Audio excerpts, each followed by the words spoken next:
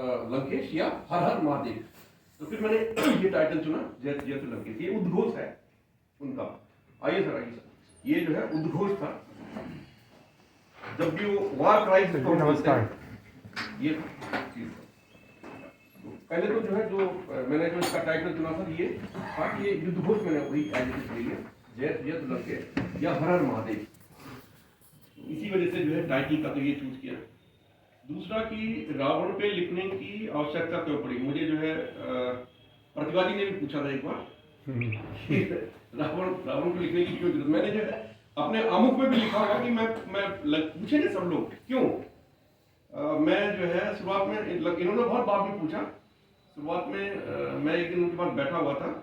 Doctor Ramesh Pokhriyal Nishank मेरे मामा जी हैं, शिक्षा मंत्री भी थे, तो उन्हीं के आवाज पे थे जब वो शिक्षा मंत्री थे। जिन दिनों मैं गया था, बोले कि आजकल क्या लिख, अम्बी बोलते हैं, अम्बी क्या क्या काम कर रहे हो आजकल, किस किस पे लिख रहे हो। मैंने कहा रावण पे लिख रहा हूँ।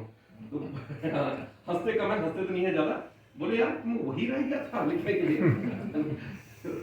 मैंने कहा प्रथा अच्छा है अपना, जिसमें लोग बोले कि यही रह गया था लिखने के लिए, तो इस पे लिखना जरूर चाहिए।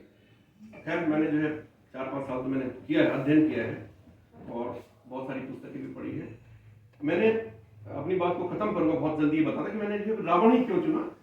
ये था कि मुझे लगता है कभी कभी जो हम लोग एक अंध दौड़ होती है कि पत्थर मारना है किसी को, पत्थर है ना, ढेले से मारना है किसी को, और वगैरह वगैरह जो है कि किसी का पुतला जलाना है बिना कुछ देखे हुए, बिना कुछ गहराई तक जाए। कुछ अच्छाइयाँ भी तो रहती हैं हर एक कैरेक्टर में, हर चरित्र में कुछ अच्छाइयाँ रहती हैं। रावण सरस्वत ब्राह्मण थे और वो जो है, मुझे नहीं लगता कि जैसे कहा जाता है ये चरित्र इनका चित्रण किया गया कि राक्षस जो है नरमांस भक्षण करते थे वगैरह वगैरह। हमें नहीं लगता कि इस तरह की कोई मजबूरी रही होगी कि उस समय जो नरमांस भक्षण किया जाता होगा। बल्कि जो है मैंने देखा कि ये जो हमारा उत्तरापद था, यहाँ नरबली दी जाती थी। पशुबली तो खैर अभी भी सभी जगह, बहुत सारी जगह पशुबली तो भी दी जाती है, नरबली की प्रथा भी थी। हमारा जो उत्तराखंड इलाका है वहाँ भी एक नरबली दी जाती थी। वहाँ पे किरसू जगह है, किरसू, वहाँ पे जो है ये तो अभी रोकी, लगभग 25-30 साल पहले रोकी। वो एक जो है किसी जो है लो कास्ट के वाद्य बोलते थे, वाद्य, उनका बलि दी जाती थी। ये तो हमारे सामने के बार बार हमने देखा नहीं है, और ये सत्य घटना है। किरसू में जो है एक नरबली दी जाती थी। तो नरबली का जहाँ तक, उसके बाद जो है अगर किसी ने ये देखा होगा कि भाई नरबली का जो है इसको प्रसाद के रूप में ग्रहण किया हो, वो अलग बात है, मैं गहराई में नहीं जाना चाहूंगा। लेकिन ये ऐसा बिल्कुल भी नहीं है कि नहीं रक्त संस्कृति थी तो वो जो है नरमांस भक्षण था। जैसे कि तुलसीदास ने तो खूब सारा यही किया है कि कहूँ क्या है उन्होंने, कहूँ मानस धनु कुछ, हाँ देवदेवी आई तो लिखा हुआ, लेकिन मेरे हिसाब से ऐसा नहीं था। खैर आज दोबारा कहता हूँ कि ये मेरा अपना व्यक्तिगत विचार है, ऐसा कुछ भी नहीं था।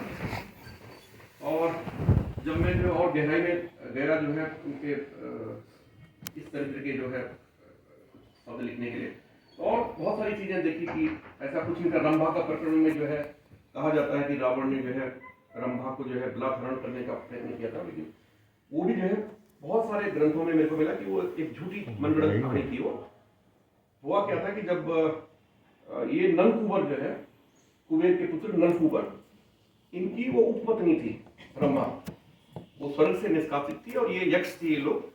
तो इनकी उपपत्नी थी रंभा, और रावण ने जब जो है पुष्पक विमान भी हत्या लिया और जब कुबेर की अलकापुरी को जो है अपने अधीन कर लिया, तो रंभा को ये डर लगा कहीं ये मुझे भी अपने साथ में न ले जाए। तो रंभा ने एक इस तरह का नाटक किया। वो इस पुस्तक में, अगर आप पुस्तक को पढ़ेंगे तो रंभा ने एक नाटक किया जो है कि किसी तरह से मैं जो है रावण के चंगुल से बच जाऊं। बाद में जो उसी गलतफहमी में जो है नलकूबर ने रावण को श्राप भी दे दिया। लेकिन बाद में रंभा ने कहा कि मैं तो खाली जो है ये मैं खाली नाटक कर रही थी, ये तो खाली जो है मैं अभिनय कर रही थी, इसमें रावण की कोई गलती नहीं है। तो रावण को कहा जाता कि नहीं, उन्होंने रंभा के साथ में जो उनके साथ में अनैतिक व्यवहार किया, वो भी नहीं। माता सीता के बारे में भी है कि भी नहीं, वो जो है गलत नीयत से ले गए थे, नहीं, वो सिर्फ एक राजनीतिक उनको जो है एक प्रतिशोध लेना था, राजनीतिक प्रतिशोध के रूप में ही जो है, क्योंकि उनकी बहन का अंग भंग किया गया था। उनकी बहन के मतलब तलवार जो है, जब तलवार का वार कर रहे हैं तो ये तो आप देखेंगे कि भाई आपने हाथ पे लग सकता है तलवार का वार, लेकिन नासिका पे ही तलवार का वार कैसे लग गया। तो नासिका पे तलवार का वार लक्ष्मण जी द्वारा लगाया गया। उसके बाद जो है सारी कहानी आप लोगों को पता है ही है। तो वो एक तरह से राजनीतिक प्रस्तुत की वजह से रावण ने माता सीता का जो है अपहरण किया था। और इस पुस्तक में वो भी चीज़ें आपको मिलेंगी, बहुत सारी चीज़ें। बस कुछ ऐसी बातें थी दिमाग में कि जो कुछ है जो हमको लगता है कि ये डिफरेंट ढंग से, डिफरेंट एंगल से सोचा जाना चाहिए इसके बारे में। तो यही सब कुछ है, लेकिन वो देखते देखते जो 528 पेज होगा, 528 पेजेस। बाकी मैं पुनः जो है अपनी बात को दोहराता हूँ कि मैं तो काफ़ी बोल चुका हूँ, 528 पेज। अब आप लोगों को देखना है, पढ़ना है, बोलना है। बहुत बहुत धन्यवाद। गॉड जी ने जो अपना वक्तव्य दिया, धारा के साथ तो सभी बहते हैं, धारा के विपरीत जो बहता है वो एक अलग बात होती है। इन्होंने वही काम किया है और नकारात्मक निगेटिविटी में पॉजिटिविटी खोजने की कोशिश की है। और लेखक जो है वो नीलकंठ तो होता ही, और पूरी किताब में रावण के उज्ज्वल पक्ष को उठाया गया है, लेकिन रामत्व जो है उसमें कायम है। तो आगे की चर्चा हो, मैं इसके पहले विदुषी प्रतिभा प्रभा जी यहाँ उपस्थित हैं, मैं उनको आमंत्रित करता हूँ कि वे अपने विचार।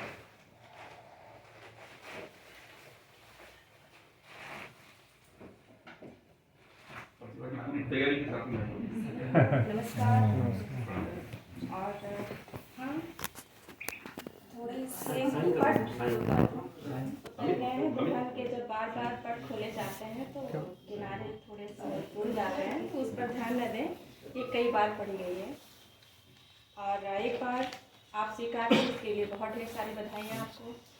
हाँ, एक परिपाटी से अलग चलना बहुत मुश्किल होता है, कोई आसान काम नहीं। राक्षस को देवताओं की श्रेणी में खड़ा करना और अग्रगण्य बना देना। पुस्तक में बहुत सारी चीज़ें ऐसी हैं जिनके मैं घोर विरोध में हूँ और इसे मैं स्वीकार करती हूँ। हाँ, मुझे बहुत क्षति पहुँची जब रावण से छोटे दिखाए गए, क्योंकि हम अपने समाज में, हमारा नायक रावण कभी नहीं हो सकता। और अगर किसी ने रावण का महिमा मंडन किया है तो बेशक वो रावण को पसंद करता है, जिसने राम का महिमा मंडन किया है बेशक वो राम को पसंद करता है। मैं राम को पसंद करने वाले लोगों में हूँ।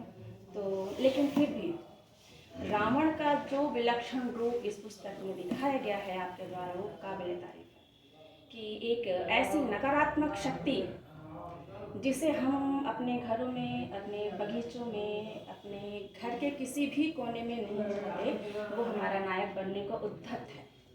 लेखकों में यही तो शक्ति होती है, वो कब किसी तिनके को पहाड़ बना दें कि उसको देखने के लिए कई बार हमें अपना सिर एक अलग कोण से ऊंचा करना पड़ता है। तो रावण ने ये शक्ति आपने दे दी कि हम उसको देखने के लिए एक अलग कोण से उस पहाड़ को देख रहे हैं। इस पुस्तक में जो सबसे बेहतरीन चीज़ मुझे लगी, सबसे एकमात्र ऐसी चीज़, एक ऐसा दृश्य, एक ऐसा वक्तव्य जो अछूता रह गया है हमारे शायद और भी महान विभूतियों से, वो है कैकेयी। देवासुर संग्राम में जब वो अपने पति दशरथ के साथ गई, रावण के साथ युद्ध कर रही थी, और जब दशरथ घायल हो लगभग मृत अवस्था में पहुंच गए, रथ पर ढुलक गए, उस समय कैकेयी ने धनुष उठाया। वो रावण के बाणों से स्वयं घायल थी, परंतु रावण पर वार कर रही थी। वो चुप नहीं बैठी, योद्धा थी वो। इसमें एक रूप तो ये कि स्त्रियां कमजोर होती हैं, आपने यहाँ दिखा दिया स्त्रियां कमजोर नहीं होती। दूसरी चीज, रावण के मृत्यु का जो संदेश आपने वहां पर दिया वो अतुलनीय है। लोग बहुत एक छोटे से संदेश में कहते हैं कि कैकेयी के जिह्वा पर सरस्वती को देवताओं ने बैठने के लिए मनाया, और तब वो वहाँ गई तो फिर उसने राम के लिए वनवास मांगा। नहीं, राम के द्वारा, राम तो बाद में आए, रावण को मारने के लिए वो जो देवासुर संग्राम में जो वो व्रत लेती है, जब रावण वो कहता है कि हे सुंदरी, तुम इस वृद्ध के साथ क्या कर रही हो, आओ मैं तुम्हें रानी बनाकर रखूंगा। ठीक है, वो युवा रही होगी, मैं नहीं जानती, ठीक है दशरथ वृद्ध रहे होंगे, मैं नहीं जानती, परंतु वो सम्राट की पत्नी थी, उसे अपनी गरिमा का भान था, वो स्त्री थी।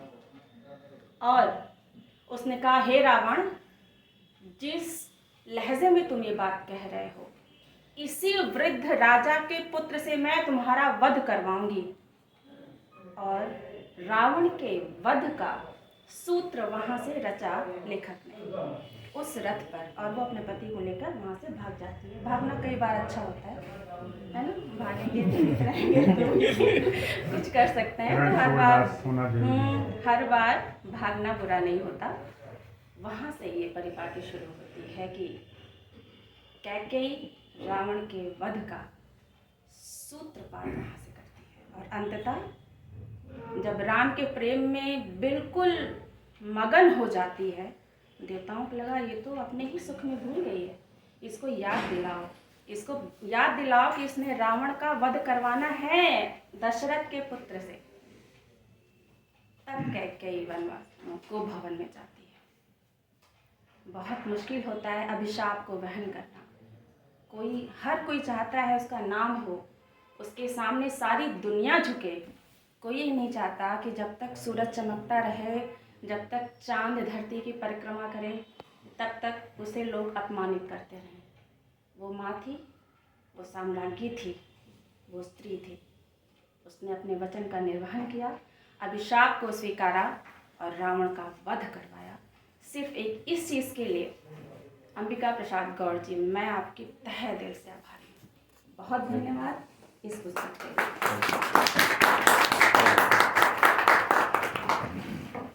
बड़ी बेबाकी से अपनी बात प्रभा जी ने कही, और अब पुस्तक का विमोचन का समय है।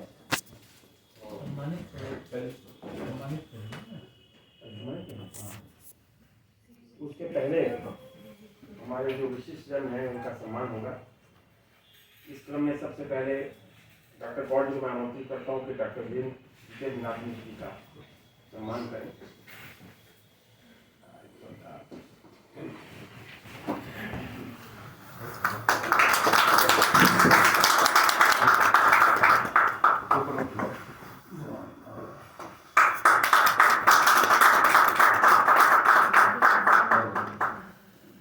और मैं इसमें प्रार्थना करूँगा अत्रि भारद्वाज जी से कि आप जो है डॉक्टर प्रोफेसर राम प्रसाद सिंह जी का हाँ जी।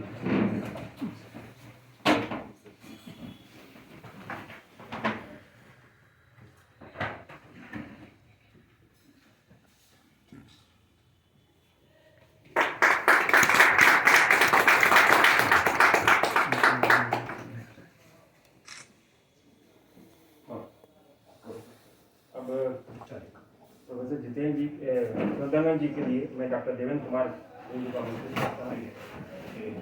ये बात है।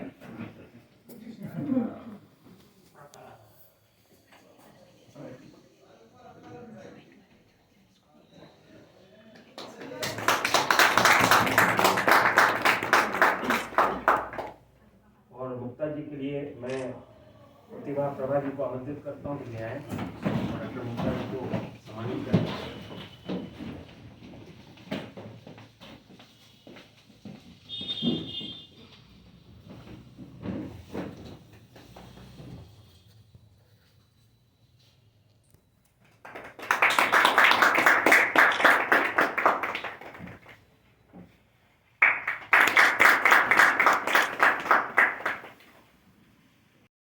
पुस्तक का विमोचन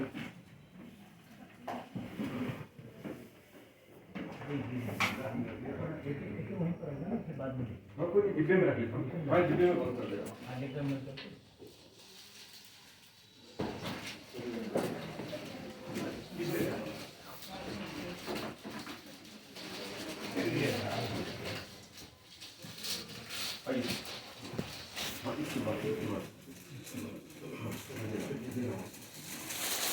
आइए एक और पुस्तक आप लीजिए। आप आइए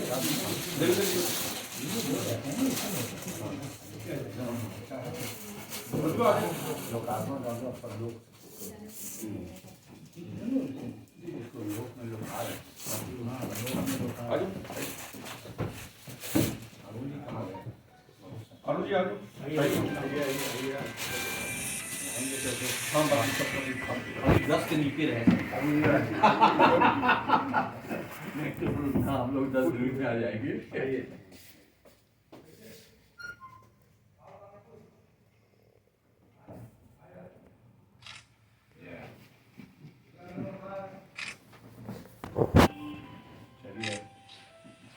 एक बार फोटो बंद कर सब ताली हो जाएगी